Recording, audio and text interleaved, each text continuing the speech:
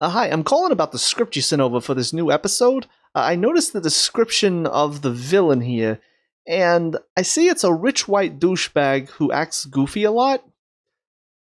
Well, I mean, it's not inherently a problem to have that be a bad guy, but the problem is that's the same as episode 3, and also episode 2, and also episode 1.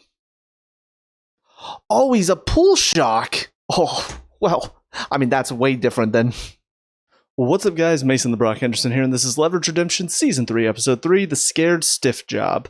So this is one that unfortunately had a whole lot of potential, but they didn't do anything with it, because once again, they decided to go full goofy instead of trying to actually tell a good story. And the two things that I think contributed the most to this, first of all, Brianna is once again kind of the main focus. In the last one, she got a lot of focus. In this one, she's the one that comes up with the job. I know she's not necessarily the main character that gets all the screen time from the team like she kind of was in the last one, but she still comes up with the job. And it's her job. And at the end of it, she pulls it off, even though everybody says Hardison couldn't do it. And it's kind of what I've come to expect. Because I don't know what it is, but for some reason, anytime there's a new young member of a team that gets introduced, I've seen it in so many different shows.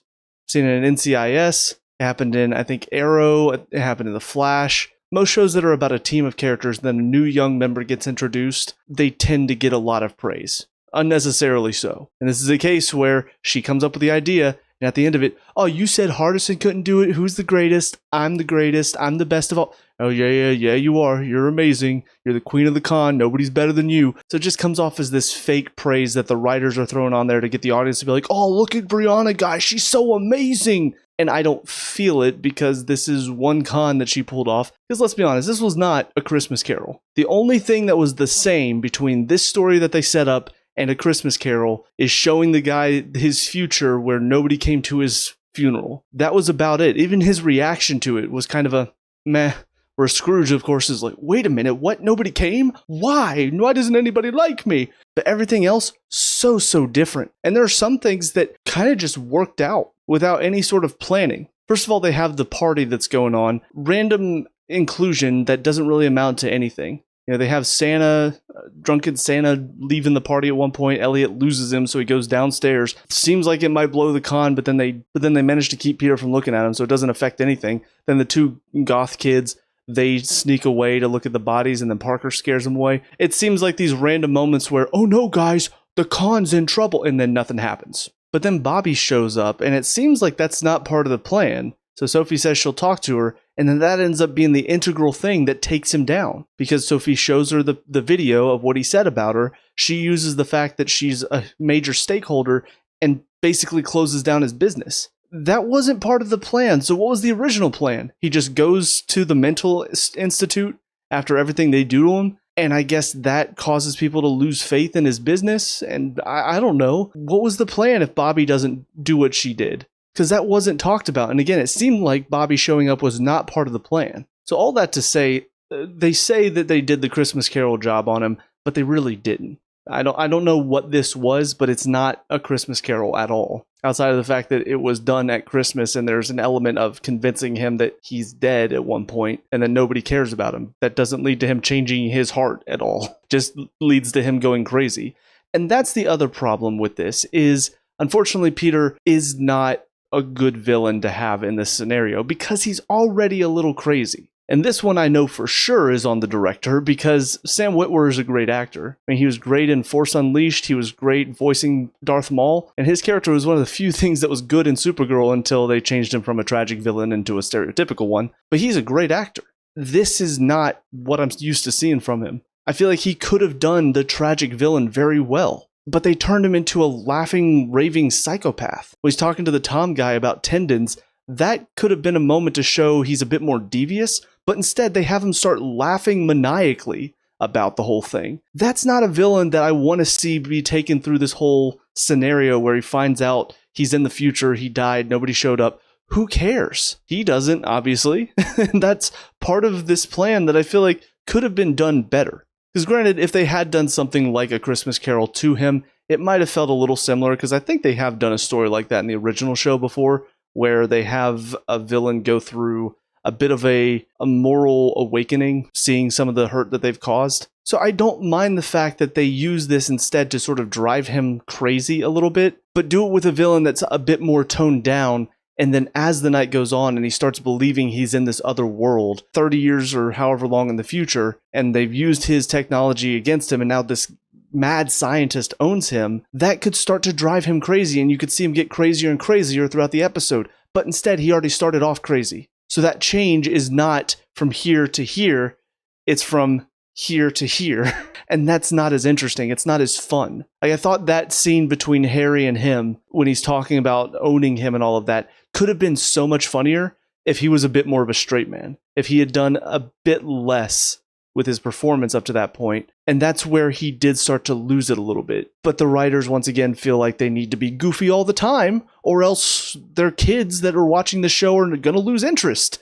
Because kids know all about selling organs, right? They know all about cryonics and trying to keep bodies available to use on the black market, selling them to hospitals. They understand all of this, right? Clearly. So why shouldn't we play it up all the goofiness for the kids that are watching this? The problem is I didn't want to harp on it too much this season because I already talked about it at length last season. But man, it feels like they're not learning from their mistakes. Like, there's such a good idea here that they completely ruin because they don't have the right characters involved. Because looking at the sentimental scenes, these should have hit a lot more, but I felt nothing by the end of it. The opening scene when the woman is talking to her dad who's dying, how his grandson is going to be named after him, that scene should have really set the tone for what this guy is doing and how he's basically stealing these bodies that the families want to be able to take care of, whether it's cremating, whether it's burying them, whether it's putting them in a mausoleum or something. They're basically losing their loved ones twice. They just lost them because they died, and now they're losing their bodies too.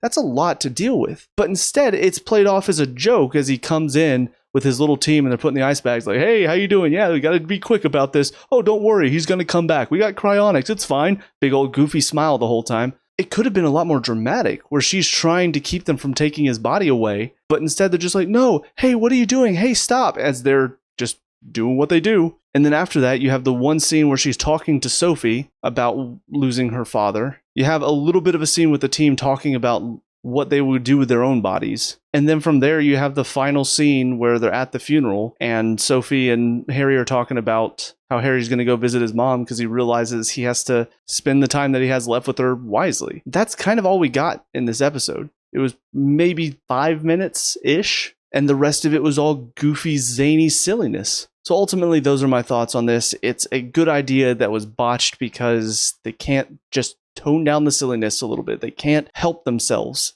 They have to make these villains as over the top as possible to make sure we know how evil they are, even though what they're doing is clearly evil. That's something else I don't really understand. I'm assuming they're doing that because they want us to know how evil these people are. As if we couldn't tell by the fact that he's taking dead bodies from families. That should be the clue to let us know, hey, this guy is an evil dude. But with all that being said, we'll move on to the next episode. I'll see you there.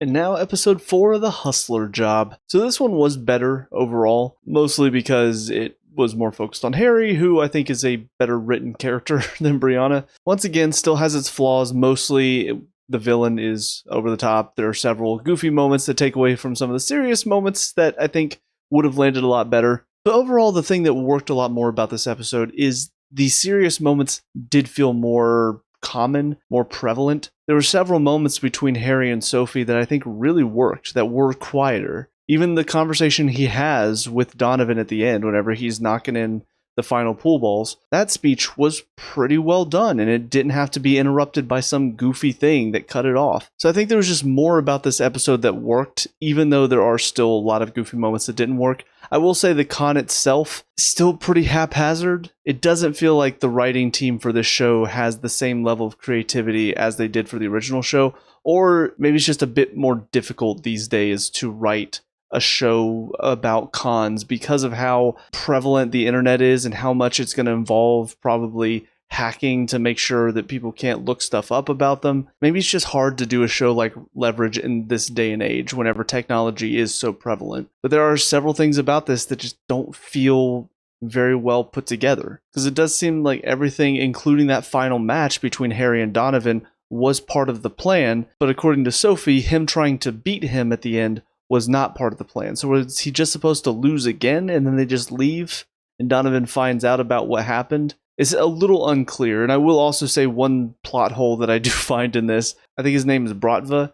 His men are right there. Ivan and I don't remember the name of the other guy now, but they're right there. They hear this whole explanation that the team gives. I feel like they would tell their boss, hey, it wasn't Donovan. He did get conned, so he should be punished, but also these other people were the ones that conned him, so we probably need to take care of them too. So it did feel like the explanation to Donovan about everything that happened should have been probably a bit more private. I think that's about all I can think of as far as plot holes are concerned. But yeah, majority of this story was perfectly fine. I think adding the personal element for Harry really works. I think it was well done to have him go over the line a little bit because of that personal connection, but also see that Sophie was prepared for that. She made sure, don't know exactly how she made sure Brianna was in the ceiling. I guess she just told Parker, hey, make sure she gets up there and then take the ladder away from her. It did seem a little lucky that one of Donovan's guys just happened to be there as they were putting Brianna in the ceiling. But I do think it's a nice moment for the team because it shows that even if somebody does make a mistake,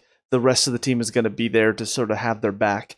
And it's something that I do wish we saw a bit more often. But as it is, I think we only get an episode like this maybe once a season, if that. I can't really think of anything else outside of that. I will just say, to sort of prove my point again about these villains being way over the top goofy, just imagine if Donovan was a little bit more down to earth as far as his evil villainy. If he wasn't so overplayed, that scene where he and Harry first meet and Harry is playing Ernie as way over the top as possible, that scene would have worked a lot better because of the dichotomy between the two. But unfortunately, because Donovan is also over the top, there's not really any difference there between Ernie and Donovan. They're both goofy and over the top to a point of, it almost feels like they're just the same character. So like I've said before, I'm going to try not to focus on that too much this season because I have talked about it so much, but I do want to at least point out the moments that don't quite work when the villain is so over the top. But with all that being said, those are my thoughts on these two episodes. So let me know what you guys think down in the comment section below. What were your thoughts on these two? Let me know. We can talk about and discuss all that good stuff.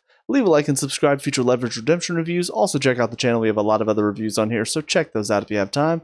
But until next time, I hope you guys have a great day, and I will talk to y'all later. Peace out.